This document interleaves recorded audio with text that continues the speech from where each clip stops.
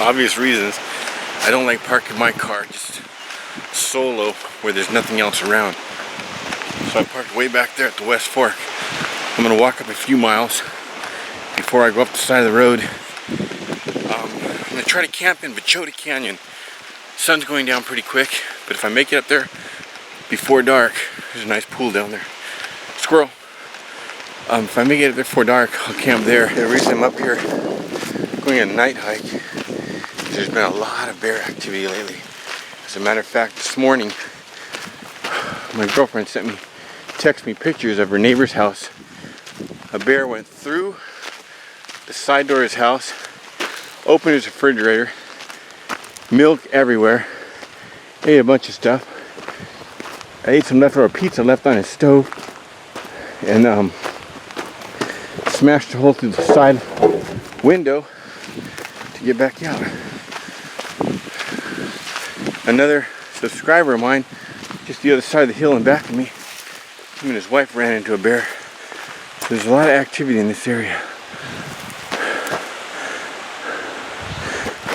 Slide up there, that might be where they tunneled through. I've always thought that. Maybe not. In one of these areas they tunneled through to the East Fork. It's 1972. A guy filmed an 8mm film and he sent me a copy of it from the other side. I've never found where it comes out on this side. And they were going to divert the water from the North Fork over to the East Fork to work the prospecting area, the mine, a claim that a guy had, because some other people upriver dammed up the river to drive him out. So he used his money and had a guy tunnel all the way through to the East Fork. When it was through, they opened it up. The water ran all day, never came out the other end. When the guy walked the length of the tunnel, it was all puddled up in the center. All that money, all that time. The guy did a slightly uphill grade. He took him to court to sue him, but the guy just skipped out, took his business to Mexico, and never seen again. And this guy here, I believe, went bankrupt. But I've always looked for that tunnel. I actually made it up here before nightfall. Other side of this is Bear Creek.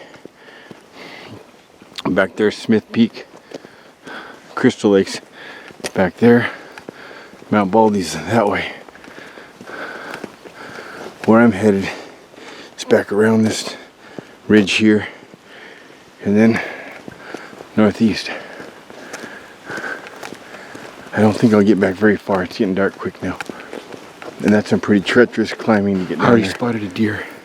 He was right here. She jumped down. She's back there now. Hopefully I'll get it. It's right behind the rocks. Let's see.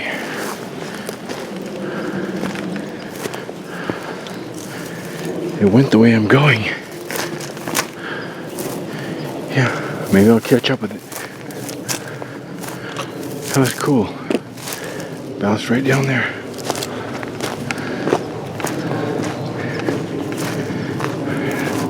There's an old homestead back there, another one there, and there's 11 over there.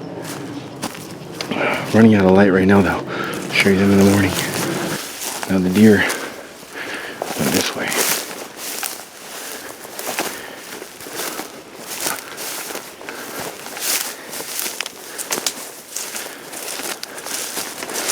This is kind of spooky back here.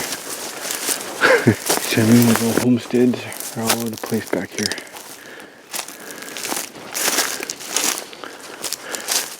A big one over there.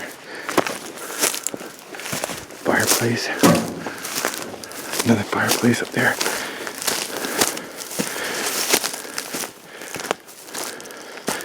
These are all wild berries, blackberries. There's another homestead.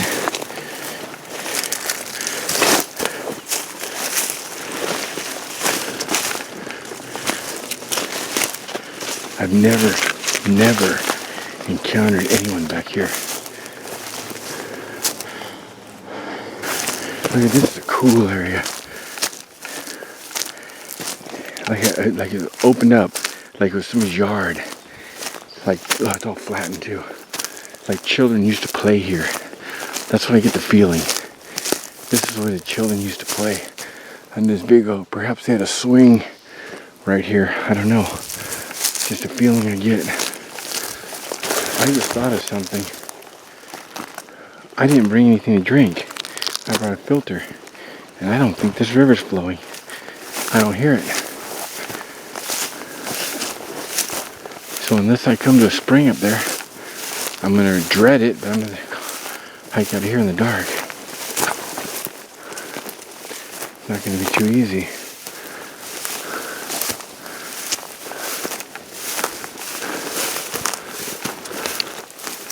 I have zero water.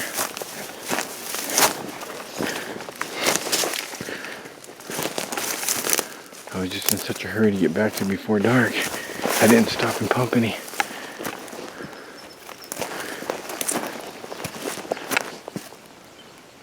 Now it's bone dry. Man. It's bone dry.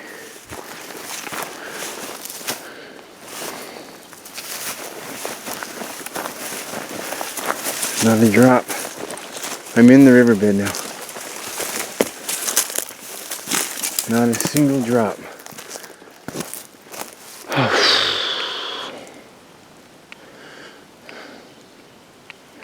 Oh well.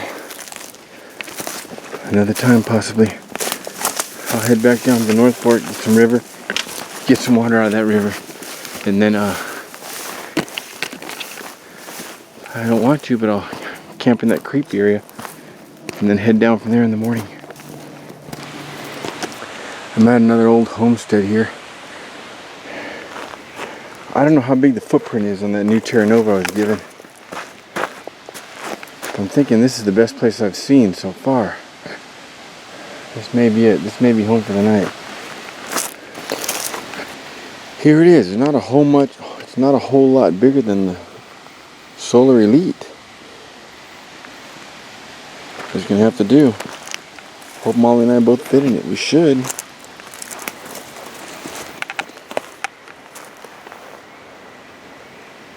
Terra Nova Solar Photon 2.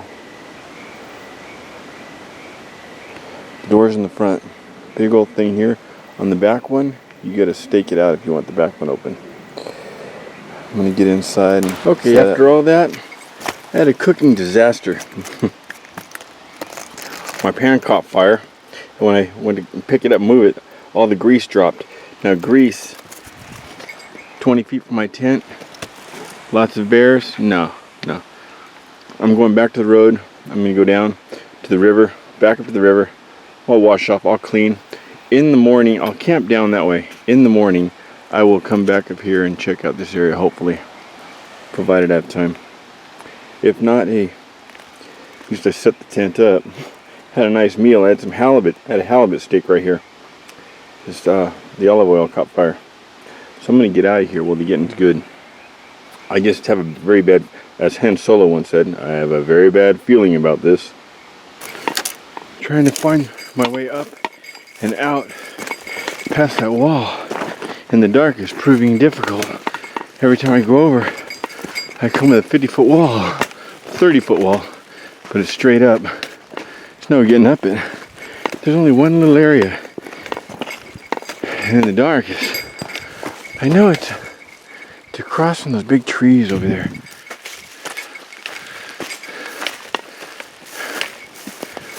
I don't know this area that well.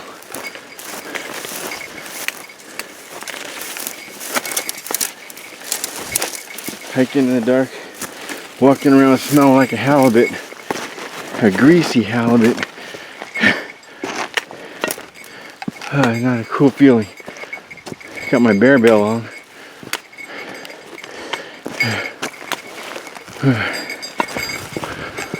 Dinner bell, actually. You gotta get up there somehow. I just came up the impossible in the dark. Hold on a second. I can't believe I made it up this thing. Look at this. I made it up that. And I come out to to the road. I looked down there, I missed my path by about 300 yards. But I'm back on the road. Now I've got about 2.5 miles to my car, and then I'll find a new spot. First I'll clean up. Oh, wow. I'm on the road. It's 11:30. 11:30. I'm in the middle of nowhere, smelling like oily halibut. NFG.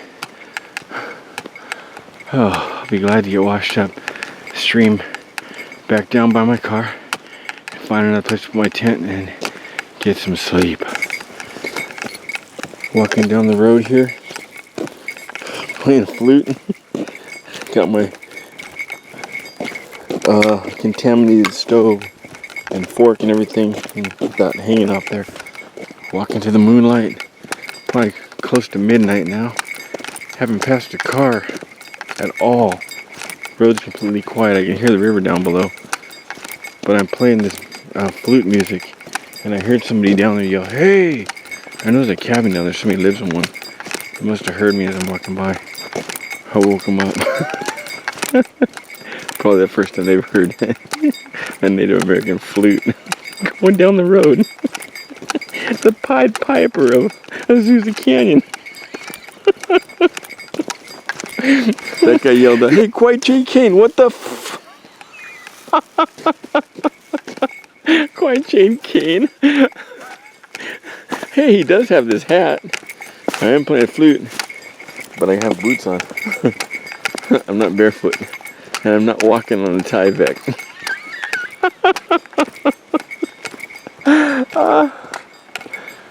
It's cool walking at night. Not so much on the road, but in the road in the mountains. It's not that bad. I'm still hearing all the frogs down here, the river. See an occasional shooting star. Not bad. Quiet J. Kane. Oh, that's a good one. That guy drove past me going down. Then he went down, turned around, drove past me coming up. Then he drove past me going down a third time. Then fourth time coming back up is when he yelled it. I guess he was thinking of, like, what is this guy doing? Is he smoking something? Or is he playing a pipe or playing a flute? What's he doing? Finally, when he rolled the window down, slowed down, he heard it was a flute. He's like, "Hey, Quiet J. Kane, what the blank?"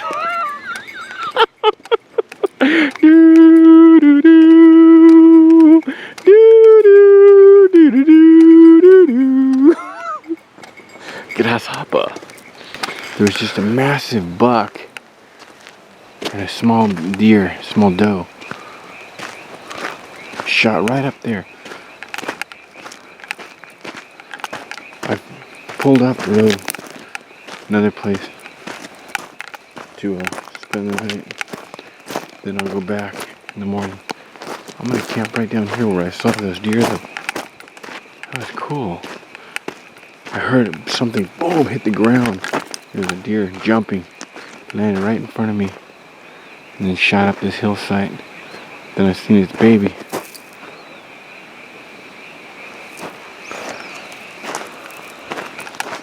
That was neat. So I've seen 3 deer so far. Okay, look at that. The porch, the vestibule here, I'd say it's about 3.5 feet at the furthest point. And for the farthest point out, maybe 20 inches, 2 feet. And you get about 3 feet. You got enough area to put a couple packs, your boots, keep everything out of the rain. And the ground sheet, little porch. It's pretty cool.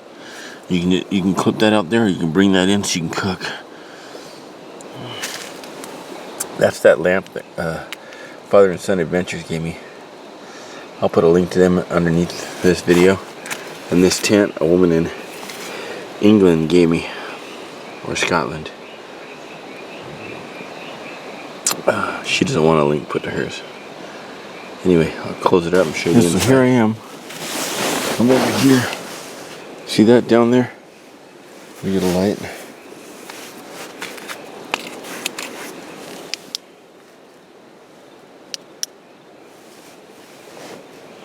Got enough room for 2 sets of feet. That's my pack. Right there, my pack.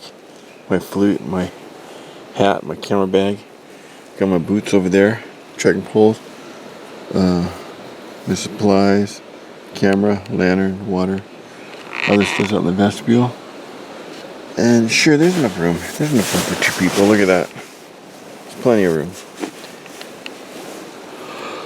Okay, you can sit up here. Oh, you could sit up here. Could probably even sit up down there. Play some cards. One person sitting up here. One person sitting there playing cards. Yeah, I'm sure Molly and I will enjoy this tent. So thank you very much. You know who sent it. You know yourself who sent this. See you guys in the morning. You'll see me.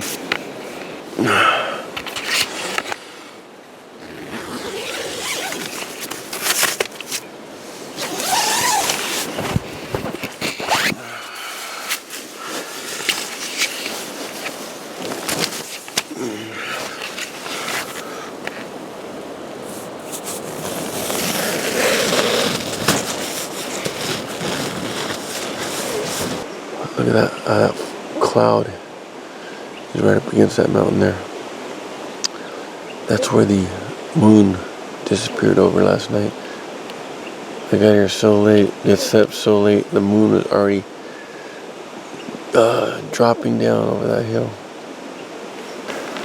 Terra Nova, Solar Photon 2, 2-man tent. Look at all the moisture, the dew. But being a double wall tent, I got none of it inside. You can guide out there. Same thing on the other side. You can guide out this back vent too.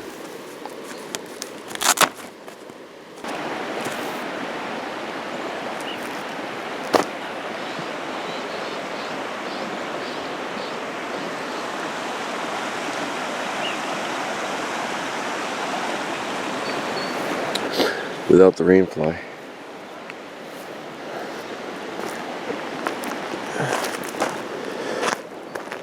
Huge door.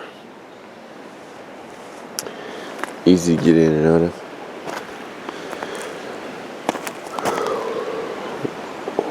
One pole. One hub. Exactly the same setup as the Solar Elite. Turnover Solar Elite. With the exception of the door being in that way instead of off to the side. Okay, I brought my mini Trangia. You can see where it caught on fire last night. Look at that. It'll all clean up. But let's see. I got some eggs, Folk Niven, fuel, some sporks. Later on for lunch, Trader Joe's peanut butter and milk chocolate bar. Got some Arabic coffee, salt and pepper. This is just an old alcohol bottle, old vodka bottle. The glass bottle is perfect for holding olive oil. This is a lighter, some matches, a can opener, and a Leatherman. This here is some wild onions. Fix some wild onions to unwrap. See that? Look at that. Some greens. Mix these with my eggs. Later on for lunch, I have chicken and rice. Mashed potatoes was to go with dinner last night, but after that fire, some salt and pepper. After that fire caught on my pan, all that grease started splattering. I just wanted it out of there.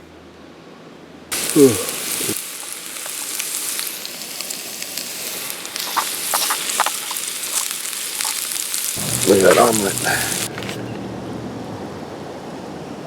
Looks good, doesn't it? grab some breakfast and get out of here. Okay, the difference in a tent and a tarp tent, a self-supporting tent doesn't need to be guided out. A tarp tent needs to be guided out. A tarp tent or a shelter, tarp shelter needs to be guided out and held up with some kind of trekking poles or guy lines. This is its own frame, self-supporting tent, making this the world's lightest two-man self-supporting tent. You can pick it up and move it. Pick it up, shake it out. At 2 pounds, 1 ounce, this beats the Big Agnes. And all others.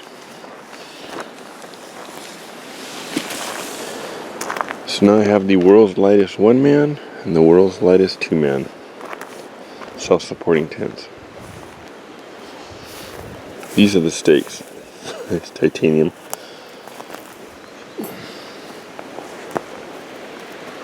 Unless you have some really good conditions, they're useless. Those stakes are useless. But as you can see, you really don't need to stake this out at all. It'll work as is. Okay, this is where I ended up spending the night last night.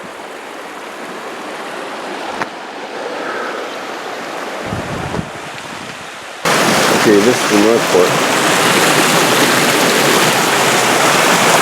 Crossing over it to get to the Chota Canyon again. The trail I'm on's pretty much run its course. There's nowhere to go. I think it used to go this way.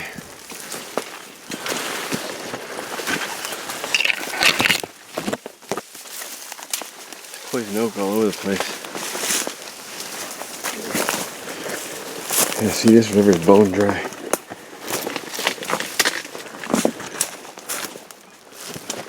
There might be a way through.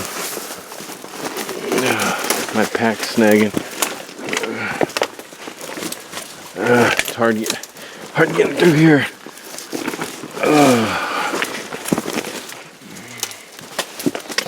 I'm dreading the return. I think the return may be now, unless this opens up. Yeah, that was no trail. It just closed up. Spiders were dropping all over me. They're all over me. It just fades out into nothing. It's really thick. I think I'm gonna go downriver. Show you guys some old ruins. Look at all that poison oak up there.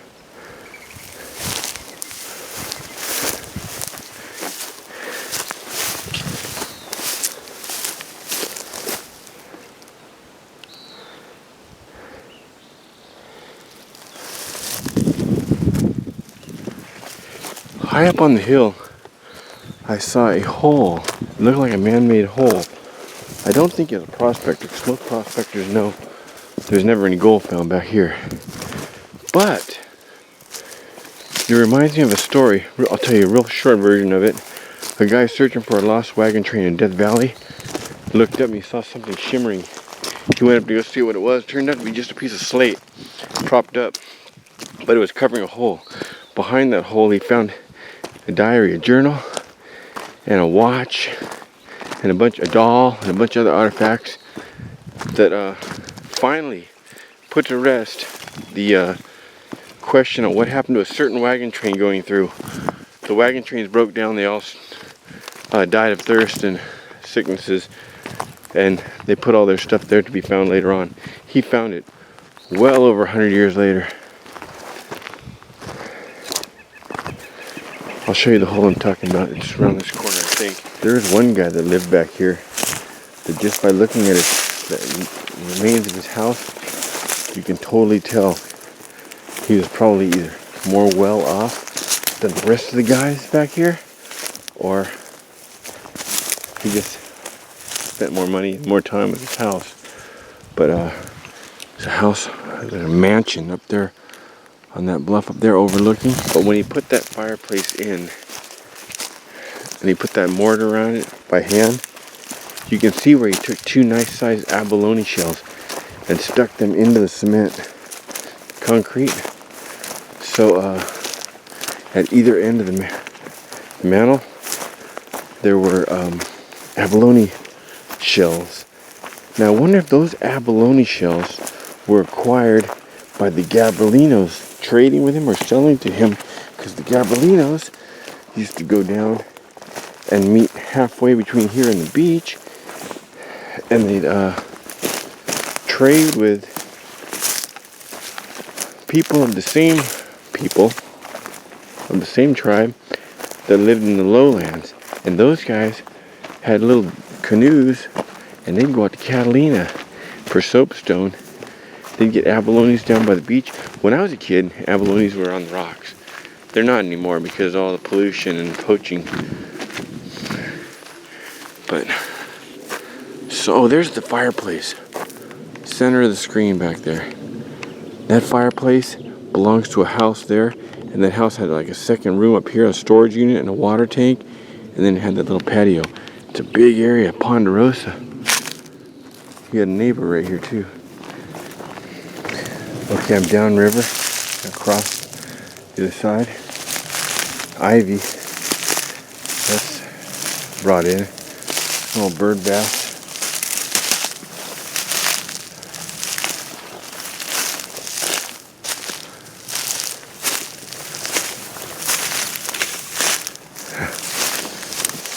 Whoa, I can hear him. There he is. He's underneath the step. Right on. I'm safe. Okay, look. See that abalone? Abalone. Nice size. Legal ones. Probably a picture right there. That's nice. That's nice. That's nice. Rattlesnake. Turn my attention to that rattlesnake. Just this is unobtainable. If I try to get him out, I'm only going to end up hurting him. He's got that thing hollowed out way back there. You can barely hear his buzzing. He's probably back about this far. Where there's one, there's more. Look at these. Neat, huh? Feed me.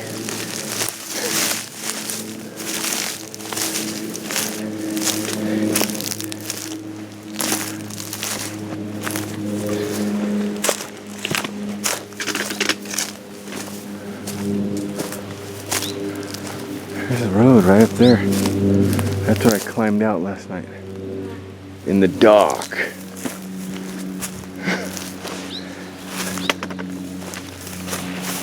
See these? Yucca?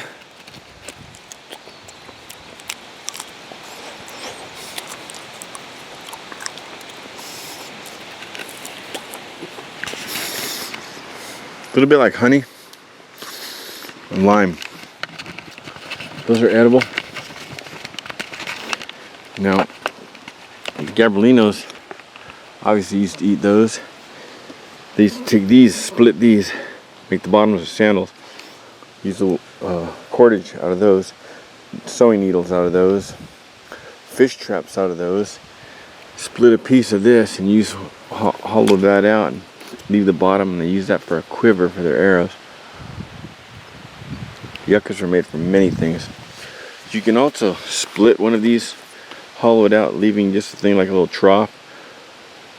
Boil water, put water in it, heat up stones in a fire, boil the water that way. It'll take a long time and you'll get very little back, but you can filter water. Right around this corner is where I was gonna camp last night. I made it back to the same spot. See if it looks like any, way down there by that chimney. See if it looks like anything was around. Places like this where the yuccas are dead and it flipped up, often rats, and rats, lizards, scorpions, and rattlesnakes make nests underneath. This is where it splits off. Oh, look it up there. There's some kind of formation. Somebody built something up there. It's like adobe. Wow. That'd be all day to get up there, though. Anyway, it splits off. This way goes North Fork. This way goes back to Chota Canyon. It'll go back, and it will eventually go up to Burro Canyon, the other side. But look at this. Look at what I'm looking at here. I just noticed this. There's a trail cut up there. It stops right there. But if you look even further back, there's a trail cut up there. Huh. Oh, wait a sec. No. I don't know. No. It goes that way. I don't think the road curves that way. No. There's a trail cut back there. And there's another one up top. Way up there. I doubt I'll ever make it up there, though. Look at this from last night. Center of the screen. Poison oak. Poison oak. Poison oak. Poison oak. I think I'm just gonna hike around a little bit more, call it a day, go home and clean up, try to get that to a minimum. So I filtered some water, purified some water, and did my best to wash up in the stream. Now I'm going to cross back to the west side and hit a few more houses here, climb up to the ridge, head back to the car. See this? You cross that river there, come through here. First thing you see is a couple non-native species of plant life. So you know something's here. Just to start with. There's a couple more different kinds. Then you start seeing the chimneys. I've never been able to find much information on this little community right here. What wiped it out? The flood of 38, which I have problems with that. A lot of the stuff like this, well, they had prior to 38. Could be wrong. But somebody told me a fire in the 50s or 60s, I'm not sure. But there's some really nice houses back here at one time.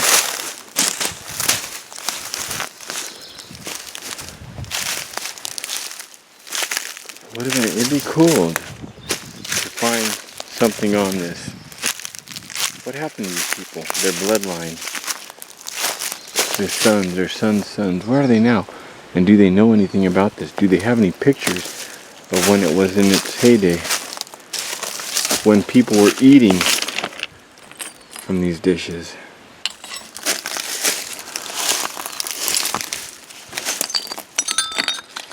When this sat on somebody's mantle?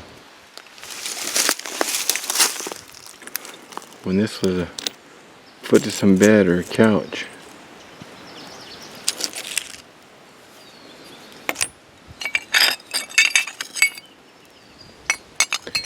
When somebody had steak off of this plate? Had a fire going here. Bearskin rug here. Him and his wife. You guys get the idea.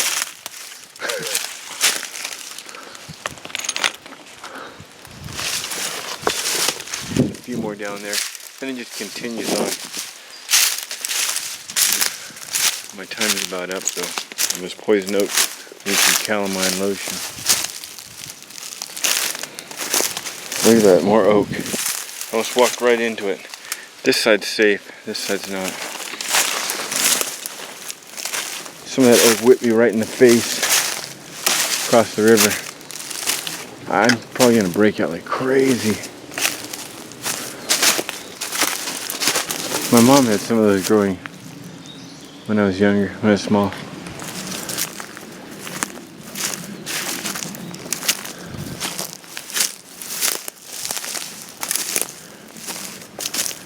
These are plants people planted in the 70s, it seems like 60s, 70s.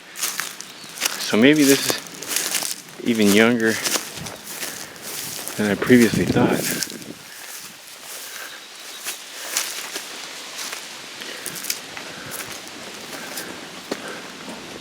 I know a few of these have wine cellars. I've checked though. No wine. Like this one, for example. Like a basement. I've been all down there. There's nothing. Unless somebody put something there since my last visit.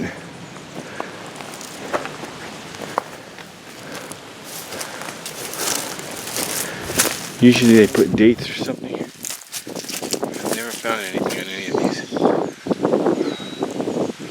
Looked like there was a plaque right there at one time. There's the trail out.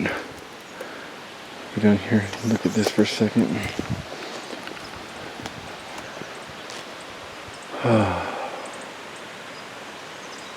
It's a neat canyon, full of hidden treasures and secrets. It's a little line on your map. There are no trails, there's no explanation what's back there. Just a line. And all this cool stuff laying here to be seen. There you go, there's a good view.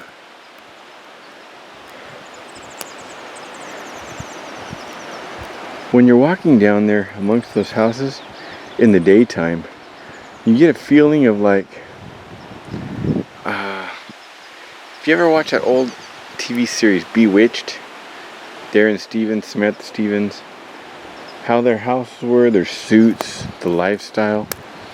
That's what you get a feeling of down there. So it's like maybe this was 50s, 60s, 70s, maybe. That's what I get the feeling of. The brick down there, for instance, and some of the tile. But I don't know what happened. What could have happened in the last 70 years that this place was just abandoned? But you're down there at night, you get a whole different feeling. You get a feeling like, I don't know, just a very bad feeling, gut feeling, like this is not a cool place to be. Here's a shot. See, this is what I was looking at climbing at night. No way. There's no way. See there? That's really cool staircase. Goes up. That fireplace there on the back side, right there. That's where I was cooking halibut. That little place right off there, center of the screen, that flat. That's where I had my tent set up. That's where I was going to spend the night. But there was hardly any wind, and that grease tipped over with the fishy grease. It for sure put a scent. So there's no way I could come up here. With my flashlight, I went looking for the way I came down. And I missed it. I overshot it by about a football field. And I ended up way up there, climbing up about a 65, 70 degree incline. Like, not like this. This is about 90. Further up. Up something like the opposite side there to get out. That's one thing about this canyon. You get in, it's like a carpool lane. There's only certain places you can get out. Sometimes you have to overshoot your car by a mile or two.